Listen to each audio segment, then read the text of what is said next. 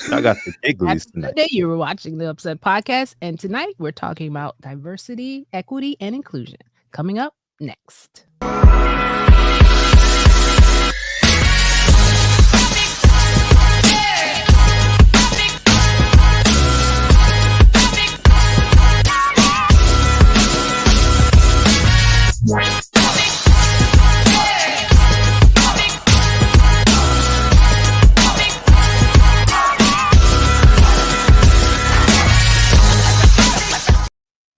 Hey. Sorry, I was jamming a little bit to that. Welcome back to the UpSet podcast. We're so happy that you tuned in on this Sunday evening. And when I say we're, I'm talking about, hey, OGs in the house. Happy New Year.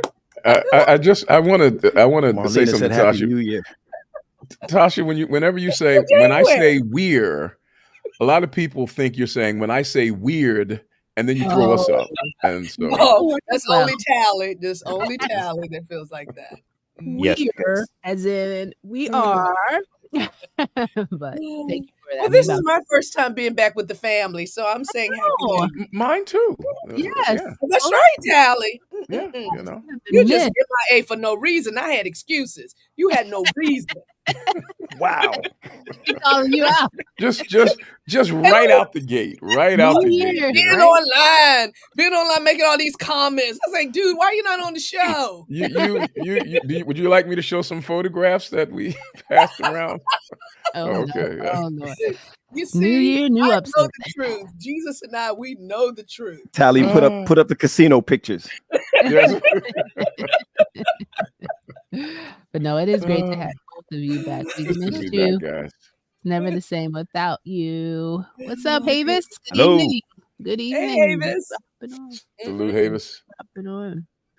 So how have you guys been? I feel like now we need to check in with these two because I'm coming in like a new person, doing good now. okay. Awesome. Yeah, you know, the New Year started well. You started well? Yeah, it's been busy, but it started well. That's what you do in retirement. It's true, Rodney. What can we say? You know, we can't hate. Rodney, let me let you in on a secret. Retirement simply means that nobody's responsible for paying you anymore. You stay busy. Tally is busier than he was before. And then you check. I remember after I retired and I went to my bank account and I noticed it was getting lower and it never got higher again. And I realized I told you to take that job, man. You should have taken that job. I should have. I sure should have.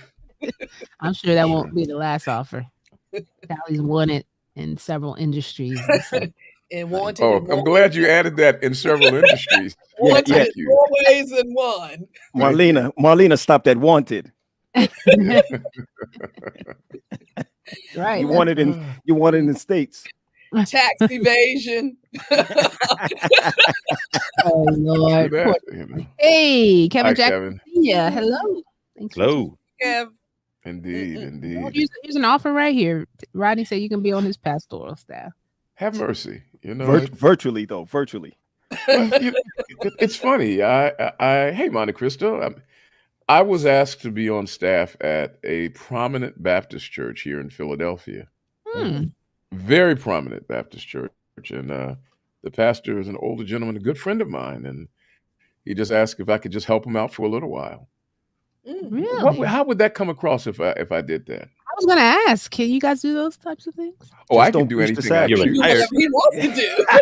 Tally can do what he wants. Don't talk about the side. Whatever he wants to do. Yeah. Hi, Jocelyn. But you know something, Tally? In 2003, I held down a Baptist church interim for about 3 months. I got permission from the conference. They allowed me to hold it down for about 3 months. Nice. Okay. Yeah, I see that as a great ministry opportunity. Yeah. I mean, hey, Tiff. Hey, Tiffany. Tiff. You know. What you saying, Tyler? No, I was just asking Pat. I mean, were the pork loins well done, or were they just braised slightly?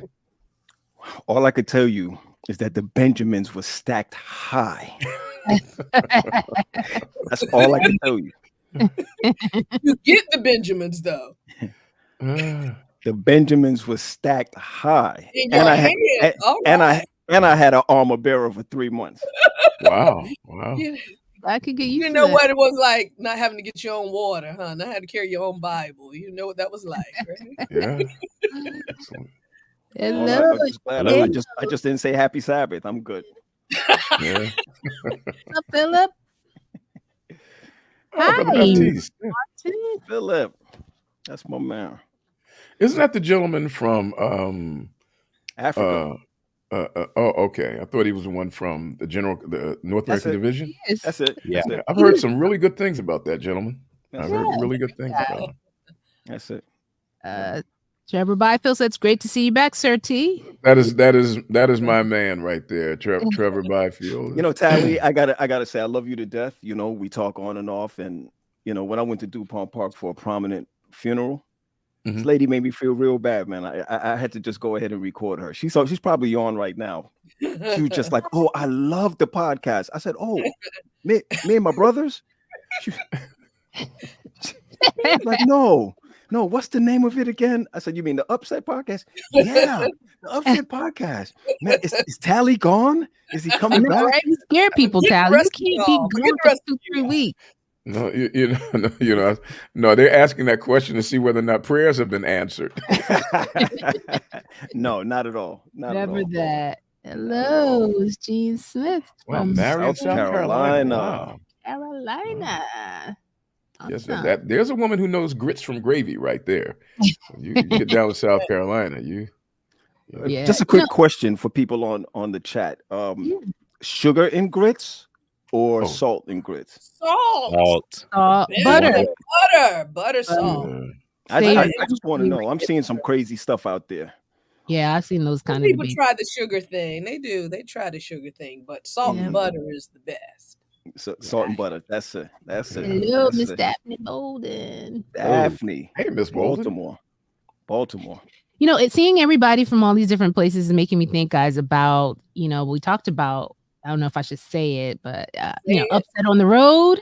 Yep, we're coming. We're trying to come out there and see you guys and do some live shows. She said, no, sugar salt, we're getting some votes in. Somebody's just sugar and cream of wheat, though. So they're making that's true. Do sugar and cream of wheat. Yeah, sugar and cream of wheat.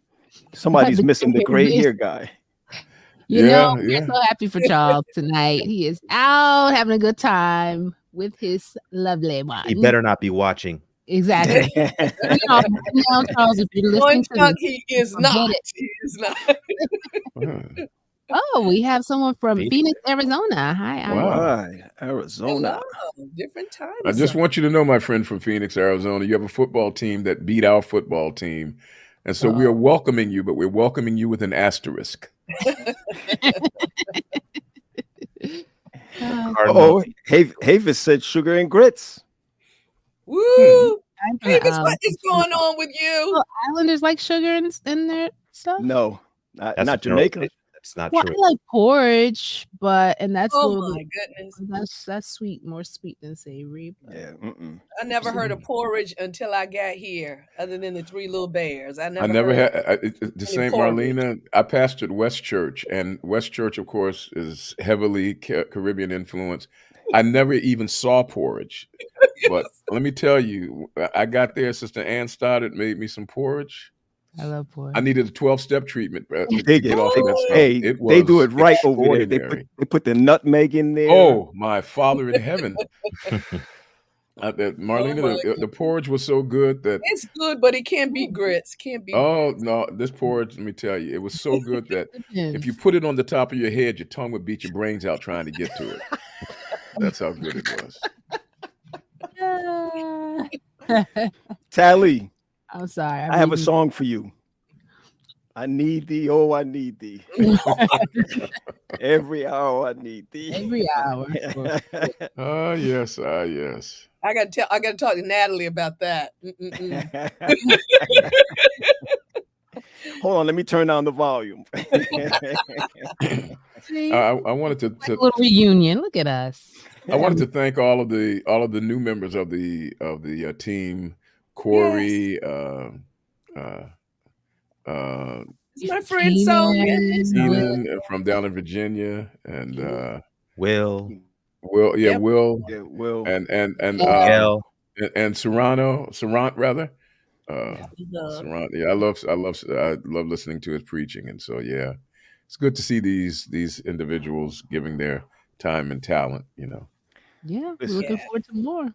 Will is in a class by himself, yo. He's a Will classy guy. He's a very Yeah. classy guy. Will is about 72 years old. He is an old But soul, you- isn't he? a man of youth. No. I mean that in a compliment. Compliment to he's just cool and laid back, man. He's Yeah. just Easy Yeah. going. Easy going. mhm. See, you got people talking about food now, Pat. Don't forget Yeah. the fritters and Now that should be fritters, Oh, shouldn't it? bitch. Oh my goodness. I think it is flitters. No, fritters. Fritters. FR. Fritters.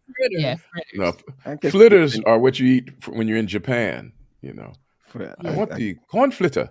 Y'all Yeah, need I some do- I cornmeal do porridge. Porridge. My mother-in-law makes a mean cornmeal porridge. I love it. All right, so we got some Cornmeal porridge, confirmation cornmeal. from Havis from a person in South Carolina that salt and butter belong in grits. All right, South That's Carolina. right. Yeah, salt Salt and butter. Not- That's not it. sugar. That's it. Oh, mercy. Ah. That was fun. Hey, maybe Oh, we'll David Defoe is on? No, he said he might be watching. That's his pastor in St. Petersburg. yeah, Oh, shout okay. out for now. Oh, Well, yeah, I mean, Shiloh. I don't know if Defoe is on, but if his mother is on, because I know sometimes she watches, Yeah. we bless that young lady. I mean, because first of all, she had to raise David. But more than that, she's just a really decent person. She is. She's the best, man. She's the best. Rodney, so it is you fritters, yeah. see that we ignored you the first time, so you had to come back in the chat talking about the Buffalo Bills Oh, going man. to the Super Bowl. But Just rub it in, yeah, we're gonna leave that alone. Oh, Well, here we go. They said Dave is on. So Dave is trying to hide while he's listening to us. You've been exposed. Thanks for watching, Dave. That's No, huge. Dave watching us. That's nice. Mm-mm. David is just reflective of the rich talent base of the Allegheny East. His counseling skills. I mean, he has excellent counseling skills. He doesn't even know it. He thinks that I like him as a friend. I called him just to get cheap counseling. I mean, he But is. it's not Sorry, David. cheap. There you go, David. His, That's Counseling is not cheap. his analytical Send him your ability invoice. is just great. Yeah, It's second nature for him. yeah, it is. Honestly, it's second Yeah, nature. he just thinks that he engages you that way in a healthy, healing, analytical way that helps you to make progress. I appreciate him. Love him. He was my pastor in 2012. He was my pastor. His way of healing in his sermons, the way of healing in meetings, that's about it. Otherwise than that, I'm not giving him any more props. I don't really like him much. Well, that's enough. That's good. He'll take that. getting a lot of calls because a lot of people. Also a Patriots fan, so it's that's Well, the only. it can't be perfect. Yeah. Yeah. One thing he lacks. Yeah. One thing. Hear about it, right? Go, Yeah. no. Go GP. He's getting ready to preach. One thing. Come on, one thing. Yeah. All right. Well, that's been fun, but now it's time for us to transition Indeed. to our topic for the evening, which, since he was gone for a little while, we thought it was only appropriate that he come back with a bang. So Tally is leading our discussion this evening. So Well, bring it over to you. Help us, Lord, tonight. Help. Indeed. Well, welcome back to the UpSet podcast, my friends. And one of the things that you will always discover is when you get into the alphabets, you're going to have a problem, whether it's the FBI or the CIA or LGBTQ. The Bloods and the Crips, the KKKs. KKK. It's always, whenever you start doing alphabets, there's always a problem. And today we're going to launch into something that can become somewhat problematic. And ladies and gentlemen, we're going to talk about DEI. Now, DEI is not some government organization, but we're going to expand about this DEI thing by asking the question, is it a necessity? Is it a strategy? Is it simply some type of procedural initiative? Is it performative?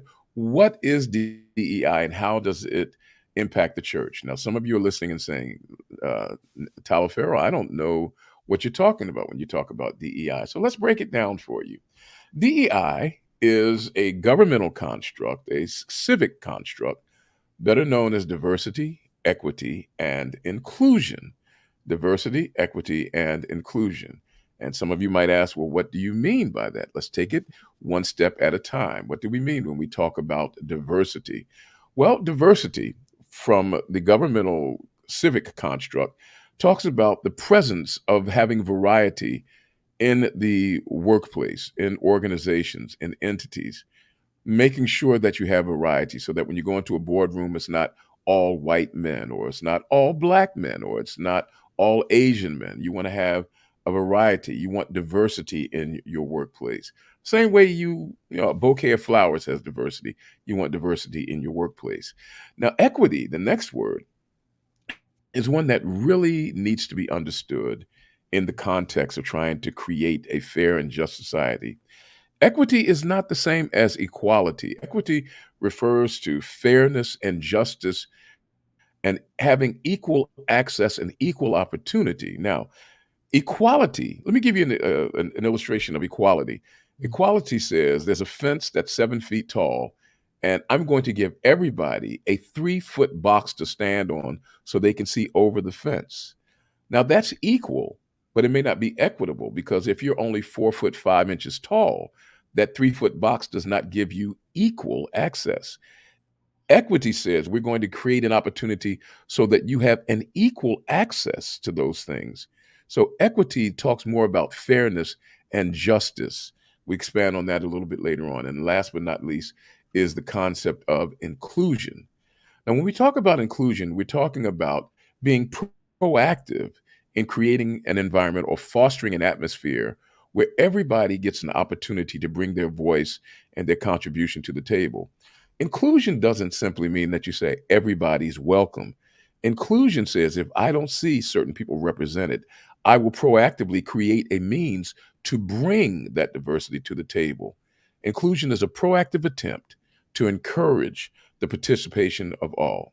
That's DEI. Now, DEI, those 3 letters, relatively new per se, but they're rooted in something that's relatively old, and that is the concept of affirmative action that was launched under President John F. Kennedy back in 1961, Executive Order 10925, which declared that basically it declared that America was a racist nation. Someone make a phone call to Nikki Haley right now, because affirmative action says that we have to do things to counter de facto discrimination. It was an admission that America discriminated, that it was bigotry that had been institutionalized in this country, and that we have to do something to counteract it and to also remedy or cure the effects of that discrimination that has taken place in the past, and to put stopgaps in and impediments so that that discrimination would not continue on into the future. That's 1961.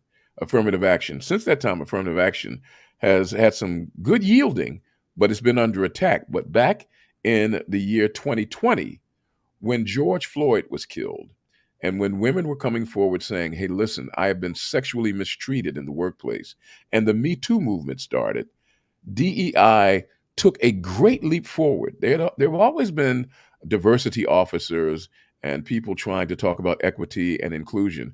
But in 2020, it took a quantum leap forward. And according to NBC News, there was a 55% increase in the hiring of DEI diversity officers in the workplace. And when you think about it, these officers and the work of DEI and affirmative action, if you put them together, has done some commendable things. Let's just do a really quick review. You know, back in 1970, women were only 41% of the workforce, although they made up 60% of the adult population. Now women are 60% of the workforce. Back in 1970, minorities were in the single digits in the workforce. Now they're almost 40% of the workforce. The Black family back in 1970 earned $30,400 a year in a median bracket. Now they earn $52,000. That's still about half of what white families earn, but it shows that we are making steps toward increasing the wealth basis for Black families. And in the 1970s, there were 0 CEOs in Fortune 500 companies. Now they're approximately 6%. So DEI has been working. Affirmative action has been working. It's not perfect, but we're not going to make perfect the enemy of good. It works. And even more importantly than that, they have discovered that workplaces that feature the initiatives to increase diversity and equity and inclusion have better morals and better morale, rather, and productivity, that they have a higher profit margin than those companies that don't proactively try to create inclusion and diversity, and that there's greater innovation in companies. And that stands to reason because when people are different, they bring different perspectives to the table. And so it increases innovation and creativity and cooperation. And when you look at this and you say to yourself, well, Ali, if this is so good, if DEI has produced such great results, you would think that people would always try to do that, but not so fast. Let me tell you, there's some folks who don't like DEI, and you'd be surprised at what entity that is. The church and DEI have problems. You would think that the church would always be interested in fairness and equity and inclusion. You would think so. But remember, the church gets its promptings from a book that features texts like this one. Therefore, come out from among them and be separate. In other words, whereas DEI says, oh, include everybody, the church actually says there needs to be some separation here. We need to draw some lines in the sand. And not only that, but the church has ideals. And one of the ideals is found in Acts, where the scripture reads that he has made from one blood every nation of men to dwell on all the face of the earth. In other words, we're all equal. We're all the same. And so because of those ideals, there are a lot of church members say, we don't want to do anything that singles out one group over another, no matter what's happened in the past, because we're all the same. And then the church follows someone who prayed once that they may all be one, just like Father, you and I are one, that they might be one too. So when you look at passages of scripture like that, you see that the church can have an ideal perspective that says, we don't need to treat people special or single out people for special treatment. We should all be the same. We should all be one. And then there's something else that makes the church frown on DEI and affirmative action at times. And that's a little constitutional thing called the Second Amendment. Because the Constitution says that the state doesn't have the right to come and tell the church what to do. You might be saying, but wait a minute, but if it's good and if it's fair, the church ought to do it. But I want to ask you a question. Would you feel the same way if the government came and told you that you had to hire an atheist to teach in your church school? How would you feel about that? Let's get a little bit more real than that and dip into something that might even be a little bit more controversial. Suppose you found out something about your pastor and you wanted to change them, but the government said, no, you have to keep that person who is transgendered as your pastor. Would you still feel like the government had the right to tell you who to include and how to create equity and how to create diversity? Before we close, let me show you a real world, real time example of how church groups have a difficult time with DEI. At the pinnacle of Adventist education is an institution known as Andrews University. Pat knows about it. GP knows about it. Marlena knows about it. I attended there as well. It's right at the zenith of Adventist education. Back in 2017, they had some issues when somebody said something that at the very least was racially insensitive, and at worst, it was racist. And they came up with an office that should have been there in the first place, the vice president for diversity, the chief diversity officer of Andrews University. And the gentleman had that position until last year. When he left, the president of Andrews University appointed this woman, Pastor Danielle Pilgrim, Dr. Pilgrim to you, to be the chief diversity officer on an interim basis at Andrews University. She had been a chaplain at Andrews University, but then they made her the chief diversity officer, a vice president of the school. Well, the president who appointed her left, and a new president came in, a gentleman by the name of John Wesley Taylor. And John Wesley Taylor got it in his mind that the last thing that Andrews University needed, like a fifth wheel on your automobile, was a diversity office. And in November of 2023, he killed the office, wiped out the job without even informing Dr. Pilgrim that he was going to do so, and then put out a statement. It sounded innocuous on the face of it. He said, "Together we will use our incredible diversity of our university to inspire and build exemplary communities, united in mission, committed to truth as it is in Jesus," and referring to blah, blah, blah, blah, blah. That's his way of saying we're not going to single out anybody for special treatment. We don't believe that we have to correct anything that's happened in the past. And they got rid of that office. This is your flagship institution, Andrews University, getting rid of DEI. So, ladies and gentlemen, I conclude as we bring this to our group for discussion by suggesting that Andrews' actions causes us to ask some questions. That is, does the church have the right to ignore laws regarding equality and equity when it conflicts with the church's biblical principles? And then I would ask you to consider, is the church being racist, or is it simply clinging to ideals, even if you don't think that those ideals are practical? The ideal being that we're all equal, so why should we treat certain people special? And last but not least, does the Bible at times encourage discrimination? These are really hard questions to consider and to ask, but the good news is that we are in the presence of men and women who answer hard questions with wisdom and perspicacity beyond that which is typically human. So I ask them, this great panel, to wrestle with these questions. What say you one? What say you all, members of the UpSet podcast panel? All right. Well, thank you, everyone, for the show, and we'll see you next week. Yeah, for part 2. Think on these things now. Yes. Okay, Sally, that was good. Yes, very good. Well, now, but the question is, do we believe in DEI or not? And does the government have the right to tell the church who they ought to hire and who they can fire? You know? Yeah. Go ahead, Mark. Were you going to say there something? was silence in heaven for the space of a half an hour. I have something to say, Vatasha. Go ahead. No, I'll go after you.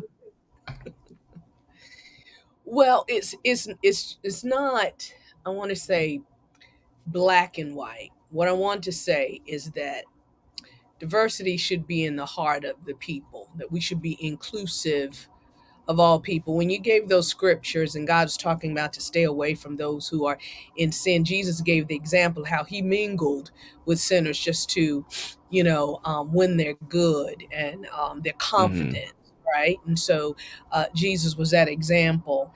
And so being inclusive of all people is the position of the church, house of prayer for all people, right?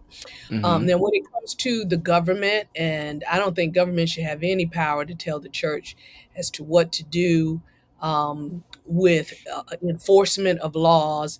I just disagree with that. I think that the church should have its own heart to be inclusive of people without force. As a matter of fact, I was reading something, and this is a quote that Tony Evans wrote, the pastor of Oak Cliff Bible Church. And he says, "It's my contention that the church have caused this problem by not being the church of Jesus Christ that he created, not having biblical unity, and often endorsing illegitimate disunity. Therefore, the church needs to be the cure for this problem by modeling unity." I stop right. No, I agree with that. So the president of Andrews is saying that unity is better served by just treating everybody fairly, not having an office that proactively seeks to provide opportunities for one group over another. Is he correct in that? No, I think that's idealism. Yeah, I But mean, obviously in a perfect world, we would hope that that's how we operate, but that's not the reality in which we lived. I mean, the fact that in 2017, when that incident happened and that statement was made, it was revealing of where we really are. And the reason the decision was made is because it was evident that something needed to be done and it needed to be very intentional, and it needs to be, very forthright. And that hasn't changed in the last 7 years. So, to act like we've suddenly gotten better and things are the way they should be, I think is a little unrealistic. So And you would if I might add, Tally, the hearts of men are wicked. And there's sometimes where we think we're doing the right thing and we aren't. Anytime we are exclusive of people that are nationally dismissed, I mean, people of color, we're just nationally dismissed, and there's other people who, have privilege. The things are just automatically given to them. If not, we wouldn't have needed affirmative action, because automatically we would dismiss people and not even think about it. And so there are policies that have to be there so that we can be inclusive in the workforce. Now, we talk about church too. I got to say, I'm a female pastor, and church is not always inclusive of female leadership, And so, but and they feel that it's biblical. They feel that, that's the stance they take. Well, even with that stance doesn't require being, antagonistic, evil, mean to, us females. And so I just still say that there are times when we think we're doing right, but we aren't. So I'm sorry, Go ahead, Tally, Pat. really quick. No, I go just ahead. got a DM. We could deal with this after. Somebody just text me. I won't put their name out there. No matter what, women in ministry is just happening. Oakwood can never have a female president. What's diverse about AEC? I just think that it's easy to go to white folks, but you work for AEC. Has there been any Asian or Hispanic pastors in office, or any women? I think they mean administration. Although there are these churches, we do have these churches in the regional conference. You don't got to tackle it now, but this is what somebody. That is true. I think that came up at our last constituency session. I think several people spoke to that.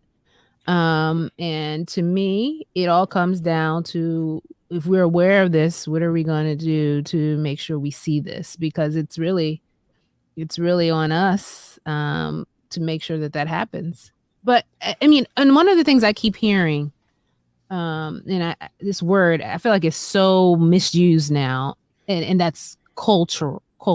That's our culture, the AEC culture, or whatever. And that could go for any entity, not just AEC. This is what we do. This is how we operate. So it's almost like, in certain cases, we can put the blinders on in terms of those things, because that's not what we do. We understand that that's necessary, but that's not what we do. But I will say, I do feel like there is more of a concerted effort to be more inclusive. It may not be visible right now, but I do feel like that momentum, the awareness is there. I feel like more people are looking around and seeing that some things needs to change. Some rooms need to change. Some committees need to change. I just want to make sure I'm hearing both, because Tasha and Marlene have been, talking about this more so, and that's understandable. So you're both saying that DEI is something that the church should adhere to. I think that should.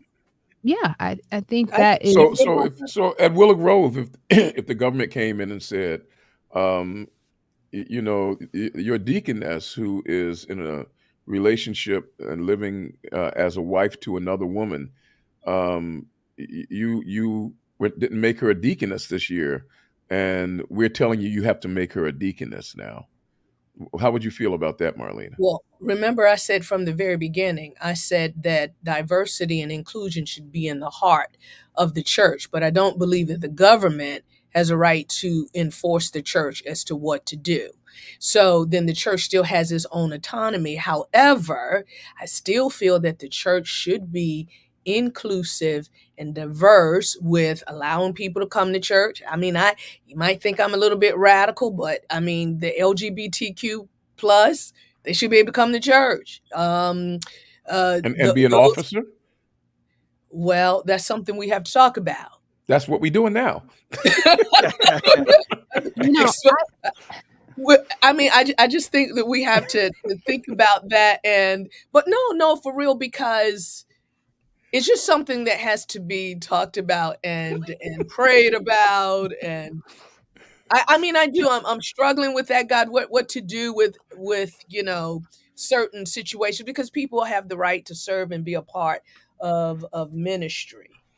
And I think let me just interject real quick. One of the problems that the denomination has with ordaining women is not simply the fear of ordaining women. They are afraid of the next thing, which is LGBTQ issues. That's one of their real issues. And I'm pushing this now, not because I have a point to make, but I just want to encourage the conversation. Yeah. And to see where it would take us. Go ahead, Tasha. I'm sorry. I was just saying, I feel like diversity, equity, and inclusion looks different in different places. I don't think it's an across the board type of thing. I think, when I'm speaking of diversity, equity, and inclusion within the church context, I'm talking about what the Bible says in terms of, we're all sinners. We all have a need of a savior. So, when I'm looking at it, I'm looking at one, that's the common denominator in terms of us being one. But I'm also looking at the fact that, no matter where we are, there should be room for others. We should never have that mindset of being exclusive, or you can't do this, or you can't be here because you're that. That should never be the mindset of a Christian or the mindset of a church. Now, holding an office may be different. Okay, holding an office may be different, but being in the space should never be a conversation, because I think we put too much emphasis on the church in positions anyway, when it really should just be about the body of Christ, being a part of the body of Christ and feeling valued as a part of the body of Christ. I don't know if I'm making sense. What you got to say that? Look at the woman that was caught in adultery, she was wrong. She was wrong.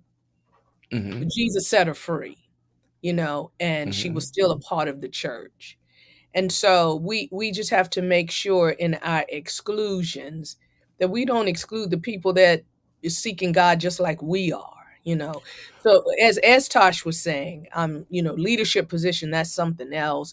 Even though I tell you, I'm in a program where I have other colleagues that they say their church is totally inclusive of all people being a part of church leadership, even pastoring, and we have conversations, and their stance is that, Jesus is a loving God and a forgiving God. And I go, yes, he is. So it just takes So when we're talking, I'm like this, Tally, okay. But there are people who feel that, there should be no limitations, right? Let me ask a question, and I'll go to you, GP, because you've been enjoying the privilege of silence for too long. And that is, does the Bible at times encourage a level of discrimination? Does the Bible at times give people a level of validation for excluding certain people? I mean, for example, you look in the Bible where it says that, and I believe it's in Deuteronomy, I can't remember, 17, or 23, it says that you can't let a Moabitess can't come into the people. They can't join the people because they didn't greet you and all of that. This is the Bible saying it. You can't let these people in. A eunuch cannot bring themselves to the altar. So does the Bible encourage discrimination at times? I would say that context matters in every text, because if you're not careful, if you take a text without its context, you can con the text. And so it's important to always look at the context. But I do believe that, in some situations, God said certain things for a specific reason. Now, would I say that is God discriminating against other people? Perhaps God did say in some scenarios, okay, wipe them out, kill them, but spare these people. Well, why did God say that? But I wouldn't generalize and say God is anti-DEI. Okay. Yeah, I feel like in the Bible, it's more focused on, I mean, we know that we're all called out of sin. Like there's good and evil. There's a battle between good and evil. And there's going to come a point where, well, we should all do it already, but separate ourselves from darkness. Okay. And so I feel like when God is asking us to pull away or to separate ourselves, has more to do with the sin as opposed to the person, the people. So these is a group of people who are doing sinful things, and he's going to ask you to pull away from them. I see that as is not because of, oh, they're those people, so that's why you pull. It's because of the sinful nature that he's asking us to pull away. So when there is discrimination, but the discrimination is more geared towards the sin instead of the individual. That's very good point, Tosh. You know, there was someone, I believe Havis made a statement a little bit back where he talked about, and I'm see if I can, nominate a woman to be AEC president, then nominate a woman to be AEC president, he says, and I'll be at our next constituency meeting. Now, one of the things that prevented that in Allegheny East until recently was that in order to be the president, you had to be ordained. Right. And if you were a woman, you couldn't be ordained. And the same is true in the world church pretty much now. And that is, there's certain rooms you don't get in unless you're ordained. And if women cannot be ordained, that excludes them from the room. But people are saying, well, the Bible says that I suffer not a woman to teach or have authority over a man. Is the Bible mistaken here, Marlene? Well, I can say with AEC that they did change it to be inclusive of women who have been commissioned as well. So a woman can still be president of AEC regardless, thank God. If you want me to talk about ordination, we know that there is strong difference of opinions with women's ordinations. Some say that the Bible is clear, that women should not preach, as you just said. And others have studied the Bible to say that God does not discriminate in male or female preaching and teaching. And so, Tally, I'm going to leave it there because we know that is quite the conversation that brings about division. And so we'll leave it at that. But let's look at this. I know we're talking about black and white, etc. Ageism. When we look at we look at that also. I mean, you know, the age of someone, you know, we would say, okay, that person can't go to the office because they've only had a church for a little while, or they only had this or that or the other. I think it's imperative for us to be fair. Even in the church, you know, I pastor a Caribbean church. There are some people in the church that that feel that church is strictly Caribbean. I mean, just strictly Caribbean. You can take it down to the last, the smallest denominator, the common denominator. We have to learn to be fair. Even when we think about the cultural side of it, we still have to be fair across the board. And that, I think we use Bible just like they used the Bible for slavery, or they use the Bible for any other thing in order to be able to say, okay, this is what we can do. I do think that Andrews is dead wrong. I do think that we need to open up our stance as far as vice presidents are concerned in conferences that we say is black or conferences that we say is white. Let's be honest, we call it black and white conferences across the board. I think that I'm going to say this, man, and I just hope my paycheck keeps coming. There's some places that we want to remain all black, and there's some places that they want to remain all white. That's just it.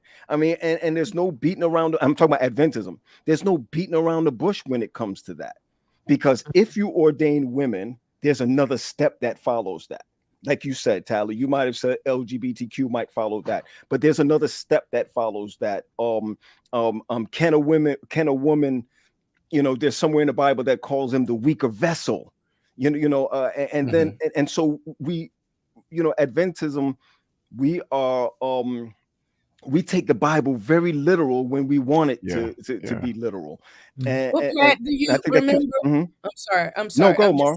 real quick, just interject. Hmm. It's interesting that we say, because the Bible has all kinds of stories of Paul using women in leadership, and even before then, Old Testament women have been in leadership. But I want to say, remember during the Civil Rights Movement, Black preachers could not be ordained in the Adventist church. Yeah, they were. Did you not read? During Not at first.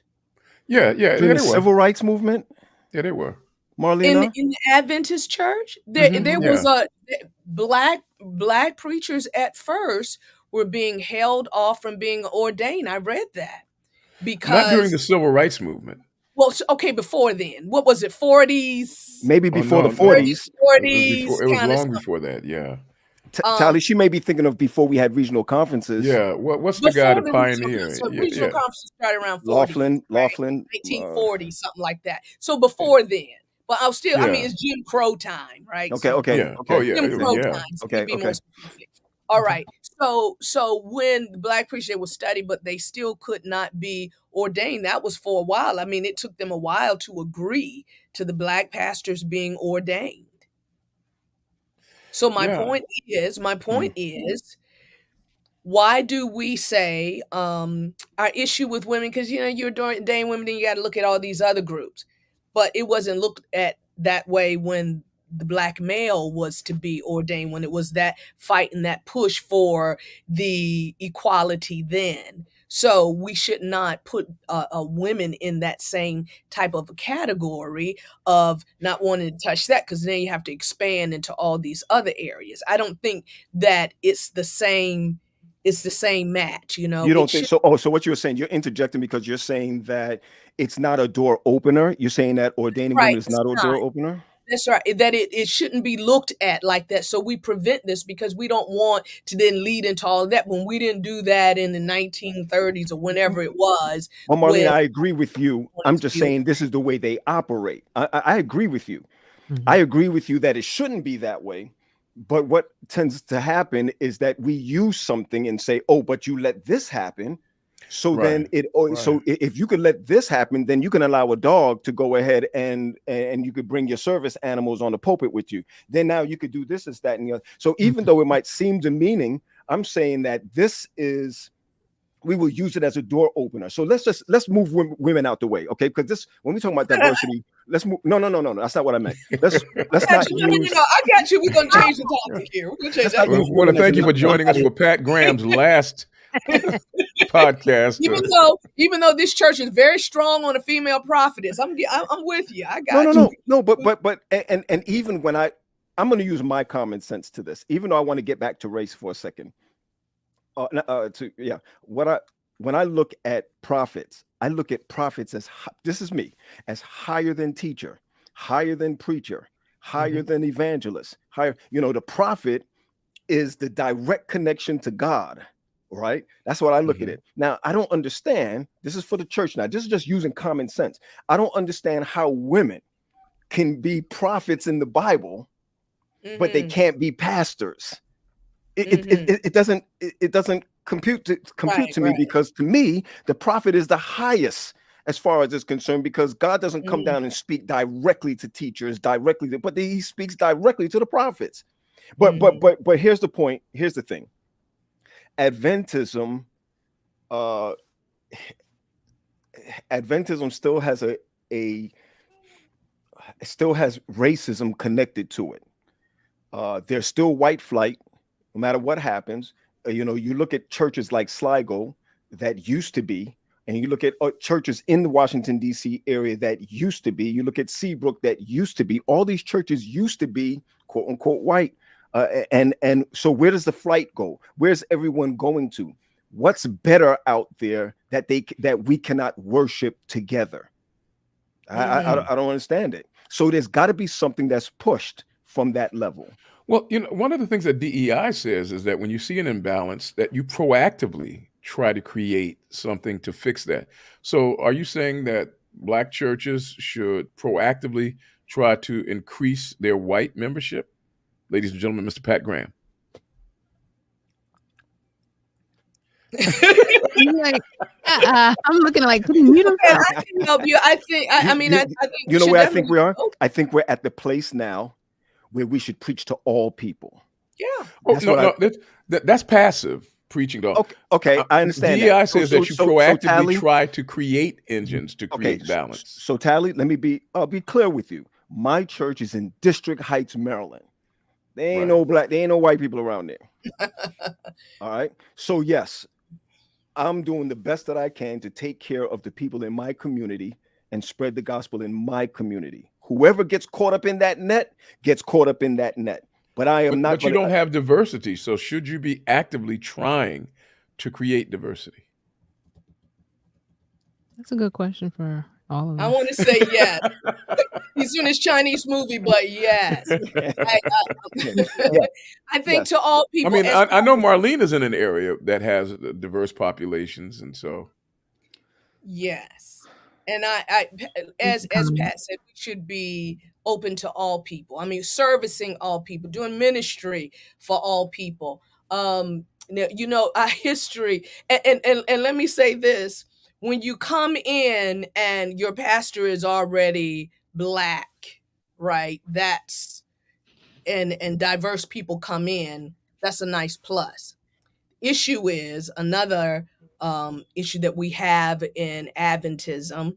If the pastor is changed in a multicultural church to a person, I can't even just say a person of color, it has to be a Black person. Okay. Then the others migrate out. Because I've seen churches with Asian pastors, it doesn't change. Doesn't change with Hispanic pastors. Yes, The you're right.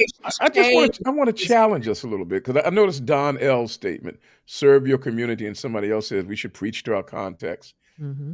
If this was a panel full of white people and somebody said, you don't have any Black people in your congregation, and they say, hey, look, you know, we reach into people that we reach, and we're serving our community, would we view that the same?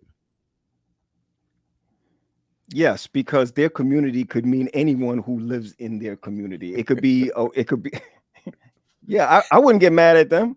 Now, let me tell you something. I get mad all you want, but I want to praise God the way I want to praise him. I want to preach the way I want to preach. I want the music to be the way that it needs to be. And I don't need no diversity. Pat say, I don't need no diversity. I want the kind of diversity to let me be the way I feel comfortable. Right, Pat? You know Pat, you can have that in all races. You've got Pentecostal churches. You have Pentecostal churches that are in all races, all ethnicities, so that's not the issue. That's why I say if someone comes to your church, and because I have people come to my church of other race and they love the worship, right? And they come, right? And so that's the great plus. They already know what they're walking into. Again, the issue is when they bring the pastor in who has changed, and then others migrate out. I get that point. Should we should reach all people. That's just it. It's it, Tally. That's what you should have done as a pastor. Well, you know, we had white members, and I was proactively trying to figure out how to expand on that, because the West Philadelphia Church was right in the heart of the University City area of Philly, and we should have had a larger cross section of people, but birds of a feather do flock together. But is there a time when we should try to break the flocking? Tally, I have Spanish. Or would you just rather stay in your own flocking church? I have. Oh, Tally. I come to the garden alone where the dew is still on. Tally, I have Spanish in my church, right? We're about to. Did I say it right? What am I supposed to say? You said you have Hispanic people in your church? I meant Hispanic. We're about to do a crusade. I'm thinking about getting, the FM in your ear for translation. Oh, the translating? Yeah. Right, for translation. Because to me, the word is the word. They live in the area. Let's go ahead. Let's do it this way. And there may have to be a time down the road where they would say to themselves, you know what? We're not getting what we need to get here because of the language barrier. Okay. We may have to start something else with. That doesn't mean that they're running away. They just need to be more comfortable with their worship style, or what is it that they're looking for. Especially, I know Tasha said this before, cultural, or something cultural that they want to go through. I just feel we need to preach the message, preach to your constituency, which I think is the community. Share with your community whatever comes, whether they're white, black, whatever, across the board. And I do think that I would never get rid of regional conferences. I know that's another conversation, because somebody could listen to us and say, "Oh, regional conferences, what does that mean?" We still need regional conferences because of things what's going on at Andrews. I mean, what happened at Andrews is ridiculous. And I've talked to people, and this is what alumni said: we're just not sending any money over there anymore. But it needs to be bigger than that. It needs to be it needs to be a protest. Somebody needs to say something about it, that and they need to be called on the carpet. Yeah, Andrews want to be white. I think the issue for me with the Andrews is I've heard a few individuals who have attended since that office was in place, and they were seeing changes. They were seeing differences. They were feeling efforts, so there was some level of effectiveness happening. So, I mean, to just totally eradicate that, I mean, and of course we find a way to make it, we're tucking it over here now, but no, we know that same level of intentionality is not going to be in place. And to me, that's what's getting me there. It's not, D.E.I. is not something you do and then you're done. It's continuous. It's the way you operate from that point on, and you're always seeking ways. Like, you don't check the box and say, "All right, we've accomplished D.E.I." No, you're always looking for ways to, how can I be more equitable? How can I be more inclusive? How could I be more diverse? And so it's like, I think for us, like when you asked us, Tally, should we be doing that? I think the answer is yes, we should be looking for, but we get comfortable. Let's be honest. We get comfortable with what we're used to. We get comfortable with what's easy. We get comfortable with, that's what my mama did, that's my grandma did, that's what I'm going to do. I don't feel like getting into all that. Or we have this fear that we put ourselves out there and it's not received, or, the people that we want to come, they see us when they come to church, they run out. So we're like, you know what? We're just sticking with what we know. I think that's sometimes the mindset we have, but I definitely think it's something that we should just, constantly work towards. Strive. I see something. Grissom put something there a couple of times where he talked about the Black worship experience being more authentic. And one point he said that he bought white canvassers, and he said Black worship is authentic. Period. Is there really a difference between Black worship and white worship? Sure it is. Yes. Says who? Oh, I guess it says y'all. A bit of our worship comes out of experience. Yeah, experience is different. I was reading Raphael Warnock's book, and he was talking about how white people worship out of their experiences, being the slave. We got you, Grissom. Owner, being the slave owner, and Black people worship from the experience of being slaves. And so our experiences are totally different. Not saying that they're not. But that presumes that all Black people were slaves, and they all weren't. I mean, we're talking about in America. We're talking about us right here. I'm talking about America. All Black people were not slaves. There are a lot of Black people out of a period of slavery where the majority of Black people were enslaved. Have you ever? I mean, have you ever watched Rod Parsley's church? Yeah, in Ohio. He's got Black musicians, and but he's white. Rod Parsley is so. I mean, and when you go down south, to some of these Scotch Irish folks where they speak in tongues and throw rattlesnakes around. I mean, is it really race that makes? Look, I know some Black Episcopal. Ebenezer's church service was very different from North Philadelphia's church service. And they were just a couple of miles apart from each other, almost on the same street. So is it really a Black-white thing that makes worship different? Tasha, you're the head of church ministries. You define this thing. I mean, I don't know. But every church has its own. Say the question again, Tally. Say the question again.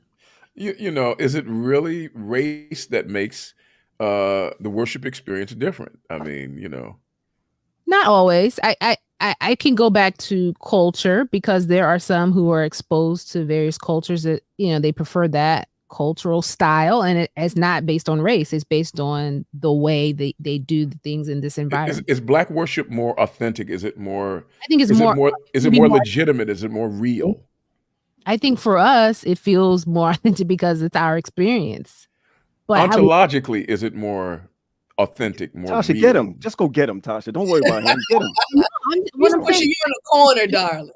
I can only speak for. I mean, I would never say to someone of another race, "Nah, what we do is a little bit more authentic than what you do," because this is worship is between a person and God. So it can be perfect, it can be authentic in every space, and it can look different, but it can be just as authentic. So Did you see Miranda Gresham's comment there?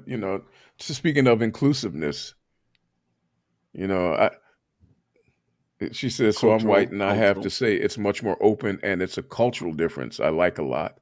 Our church has a wide range of different backgrounds and nationality. It does. But I have been to some Black Episcopalian churches that were populated by the Chosen Frozen, and the choir was nicknamed Horizontal Hold. And there was nothing about that church that made me feel like, okay. And then I've been to some churches that were white, warm, effusive, vibrant. And I'm wondering, is it, I guess we go back to the culture thing rather than the race thing. But Tally, I'll go back to say both cultural and experience. Okay. I grew up in a church. You couldn't sway from side to side. All right. And that was from Caribbean, from the 60s. Were you Hanson Place? Down the block from Hanson Place, 10 blocks away. Hanson Place and Bethel were the same, Bethel SDA. Oh, yeah. And so you couldn't sway. There's no drums in the church. They had a pipe organ, okay? And a real pipe organ. That was the key. But you got to remember also, they're coming from the Anglican side, right? From the Church of England side. So that is the way that worship came across. So even, it's not like that now. People are doing, but I think it comes out of experience. And I don't care if it's a white experience or a Black experience. Worship is what you have that you're giving to God, paying homage to God. So that can come from anywhere. But I can tell you this. We're going to sing the first, second, third, fourth, and fifth stanza. Oh, yeah. and the refrain could be done about 3 times. So we all die and we're resurrected, and we're at worship next week. We died, we resurrected, we're in heaven at worship. What does it look like? Okay, I'll tell you. At Andrews University, when my choir finished singing, a man came up to me, a white man came up to me and said, "When I get to heaven." No, he didn't. Did he really? When I get to heaven, I want to go on your side of heaven because I love that singing. Wow. I know Carlisle B. Haynes said it years and years and years ago. Andrews University, I could not bring drums from New Life over into Andrews University. I had to give them the songs that I was singing first before my choir could sing at Andrews University. Well, ladies and gentlemen, we're about to land the plane because we are a little bit past the time. We were talking about DEI, diversity, equity, and inclusion, and we ventured off talking about race and so forth. And the wisest people that I know, the members of this panel, Marlena and Tasha and GP and Pat, have told you what to do. Rodney Grissom said the only authentic worship is Black people. And our sister Miranda Gresham joined us to say, hey, look, there is some openness there. But I think what we have to do is try to create an atmosphere where we include, and especially if people have been disadvantaged by not being included. That's my story, and I'm sticking to it. Shireen Taylor said, the worship experience of the white church is boring. The service is like a Catholic church. First of all, Shireen, I have preached at Catholic churches. I know some Catholic churches that would thrill and excite you. Secondly, you have not been to enough white churches to make that blanket statement. Trust me. There are white churches that are just as exuberant as any other church as you might imagine. That is true. Yeah. Tally, I remember I went to a Catholic church. It was predominantly Black. Man, they had drums, instruments. It was a gospel choir fest. It blew me away. It was And they drink real wine. They drink real Yeah. wine. Yeah, they do. So you're Well- taking up hits of that communion. You see visions. I'm glad we kind of touched on the worship styles, because you guys know next week that's supposed to be our topic for next week. wow. Worship styles, praise and boy. worship styles, because that has been a big discussion. I saw someone in the chat mention it's not just ethnicities. There's different styles in ages. Some people, like those drums, some don't. Some think it's too loud, some think it's too soft. So we're going to talk about that a little bit more next week. So all of you here with us this evening, come back next week as we dig a little deeper into worship styles. Is there a right or wrong? Is there one that's more holy, one that's more authentic? We're going to talk about it next week. Havis. Yeah. And the thing about it, guys, as we were talking about this tonight, we didn't even touch, we touched the major ones. We touched race and we touched, gender, but there's so many other areas, even people with disabilities, people with, there's so many other areas of equity and inclusion that we often overlook and don't discuss. So as we're having this discussion, look for people in your congregation that may seem like they're on the peripheral, and draw them in, find ways to include them, find ways to make them part of discussions, invite them to be a part of your committees and your teams. This is something that is, even when you're not seeing it from leadership, as individuals, we can do our part to make sure we're including others and making them feel like what they have to say, who they are, matters. And that's what it's really about. Yeah. All right. That made it really bad when you just said that, because my mind wasn't even open to that handicap. This that it wasn't even open. Now I'm looking at Andrews University. It's like, what in the world are you doing? Because I was only thinking race. Yeah, I mean, because that's sometimes what we do. But and that's why having those people in place, they're looking at all those things because they're trained to do that. So when we eliminate those roles, we're blinded by just what we see, our own experience. So I don't know if anybody can see this this cup, this mug. And let's see if I can cut the light. There it is. This is a mug that it was sent to me by a group of folks, most of them Adventists, who started a study group on Fridays called First Friday. Some of them are transsexual, some of them are transgender, some of them are homosexual, some of them are just people who feel like they haven't been included, and asked me if I would come by and conduct a study with them. It was one of the most refreshing, honest fellowships that I've been a part of, and I just want to salute the folks of First Friday and thank them for sending this mug that I can put in my mug. Very nice. Wow. How dare you? Wow, listen, we could go deeper into that, but good stuff, Tally. Good stuff. Thank you, Tally, for sharing that, and thank you for leading out tonight. So happy to have you guys back. Hi, Sonia Monk. That's my friend Sonia. Monk, Me and my son. I think our take-home message should be: I was about to say we have to follow the ways of Christ, but the ways of Christ have to be understood appropriately, and that Jesus is an inclusive God, and it's always about people and taking care of people. And so if we take care of people, we can't go wrong. That's right. Well said. That's right. Well said. Man, Marlena. Next week, Marlena will preach on the topic when Jesus said to the woman, it is not meet to give the bread of the children to the dogs. That's right. More on that next week. That's right. You know what he said. And then what he did. Tally, Marlena, I'm just glad to see you guys back. I know, right? I'm just good to be back. Happy New Year. Thank you. Glad to be back. Yes. All right, guys. Thanks for joining us for another discussion on the UpSet podcast. We'll be back here next week. Same time, same place, because if it's Sunday, it's time for authentic Black people. People Podcast. We couldn't say that for the past 2 weeks. I know, right? UpSet Podcast. Have a great week, everyone. Take care, everybody. Bye, guys. Bye. Take care.